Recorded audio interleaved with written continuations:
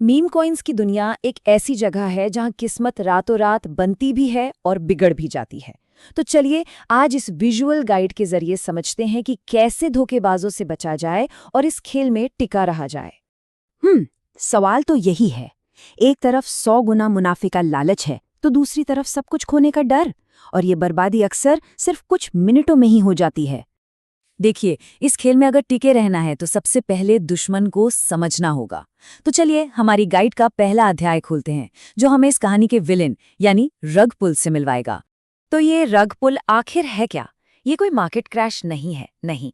ये एक सोची समझी चोरी है, जिसे एक असली प्रोजेक्ट का नकाब पहनाकर किया जाता है। मतलब जानबूझकर किया गया धोखा। अच्छा, अब धोखेबाजों के भी दो मुख्य तरीके हैं।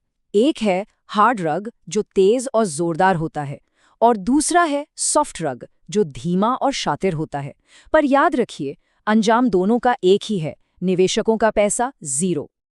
चलिए अब अगले अध्याय पर चलते हैं। अब वक्त है जासूस बनने का। हम सीधे ब्लॉकचेन के डेटा की गहराई में उतरेंगे और सबूतों की छानबीन करेंगे। और ये हैं हमारी जासूसी के 4 सबसे ज़रूरी कदम। इसे आप हमारी ऑन चेन डिटेक्टिव किट भी कह सकते हैं, जो हमें सच तक पहुंचने में मदद करेगी। हमारी चेकलिस्ट में सबसे पहली और सबसे ज़रूरी चीज़ है लिक्विडिटी लॉक।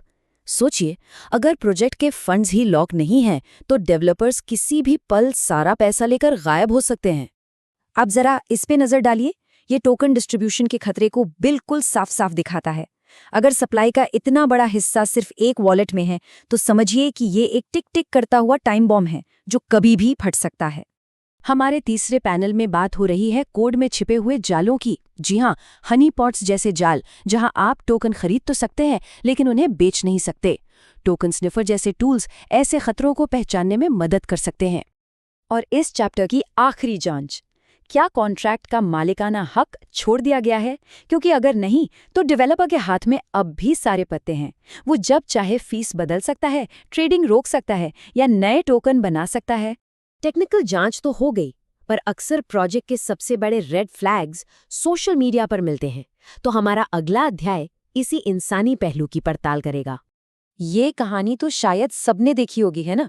कोई छोटा मोटा इन्फ्लुएंसर एक कॉइन का खूब प्रचार करता है, कीमत आसमान छूने लगती है, और फिर अंदर के लोग सारा माल बेच के निकल जाते हैं और वो इन्फ्लुएंसर चुपके से अपनी पोस्ट डिलीट कर देता है। और इस तरह की हरकतों से प्राइस चार्ट पर एक खास पैटर्न बनता है। एक सीधी बनावटी तेजी और फिर उतनी ही तेजी से एक भयानक गिरावट। तो यहाँ सबसे ज़रूरी बात यह है कि सिर्फ प्रचार के पीछे न भागें।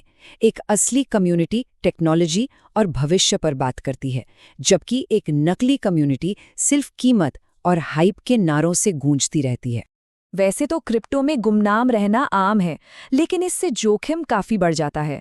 एक छोटी सी गूगल सर्च भी ये बता सकती है कि क्या डेवलपर्स का इतिहास फेल हुए या अधूरे छोड़े गए प्रोजेक्ट से भरा पड़ा है। देखिए, स्कैमर्स भी दिन ब दिन होशियार हो रहे हैं। अब वो असली दिखने के लिए एआई तक का इस्तेमाल कर रहे हैं। तो हमारा आखिरी अध्याय उन एडवांस खतरों के बारे में है जिन पर आज के दौर में नज़र रखना बहुत ज़रूरी है। सबसे आम एडवांस रेड फ्लैग्स में से एक है हद से ज़्यादा स्टेकिंग APY। 5000% का रिटर्न, ये कोई निवेश का मौका नहीं, ये एक जाल है। और ये आज की एक बहुत बड़ी चुनौती है। स्कैमर्स अब AI का इस्तेमाल करके नकली ऑडिट रिपोर्ट और वेबसाइट्स बना रहे हैं, जो ऊपर से तो एकदम प्रोफेशनल लगती हैं, पर अंदर से पूरी तरह खोखली होती हैं। इन सभी खतरों को समझने के बाद अब हमारी गाइड अपने आखिरी पड़ाव पर है, जहां हम इस बाजार में टिके रहने के सबसे ज़रूरी और सुनहरे नियम के बारे में जानेंगे। ये लाइन शायद सबसे ज़रूरी है।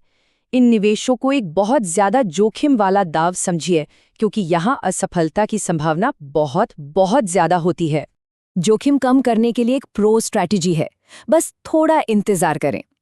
किसी भी प्रोजेक्ट के लॉन्च होने के बाद अगर सिर्फ 48 से 72 घंटे उसे देखा जाए, तो ज़्यादातर शुरुआती और आम रग-पुल से बचा जा सकता है। और आखिर में बात बस इतनी सी है कि बाजार लगातार बदल रहा है, और आज के दौर में मुनाफे और पूरे नुकसान के बीच का फर्क रफ्तार नहीं, बल्कि आपकी अपनी रिसर्च और अनुशासन तय करता है। और ये हमें एक आखिरी सवाल पर लाकर छोड़ देता है। जरा सोचिए, असली खतरा कौन है?